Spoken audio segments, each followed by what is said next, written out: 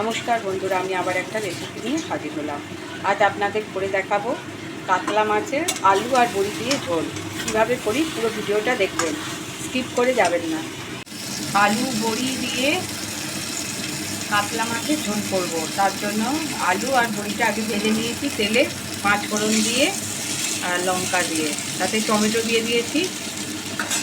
এখানে আদা, জিরে, ধনে বাটা, কাশ্মীরি লঙ্কা গুঁড়ো আর একটু গরম মশলা দিয়ে ভালো করে কষে নেব। কষার সময় একটু ধনে পাতা দিয়ে দেব, 1 চামচ চিনি দেব, 1/2 চামচ লবণ দেব। এবার মশলাটা ভালো করে কষতে হবে। আলুটা কষা হয়ে গেছে, এবার জল দিয়ে দেব। এটা মাখা মাখা তরকারি হবে, অল্পই জল লাগবে। মাছ দুটো দিয়ে দেব। আমি দুটো মাছের এখানে একটু মাখা মাখা তরকারিটা করছি। মাছের ঝোলটা মোটামুটি হয়ে গেছে। একটা আলু গেলে দিই ঝোলে, তাহলে ঘন হয় ঝোলটা গেলে দিলে। এবার নামিয়ে নেব। এবার একটা জায়গায় ঢেলে নেব।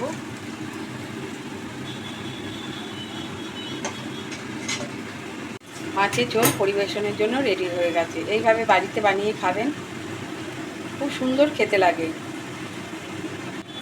আর আমার ভিডিওটা যদি ভালো লেগে থাকে একটা লাইক কমেন্টস করে পাশে থাকবেন। আর নতুন বন্ধুদের বলছি সাবস্ক্রাইব করতে ভুলবেন না।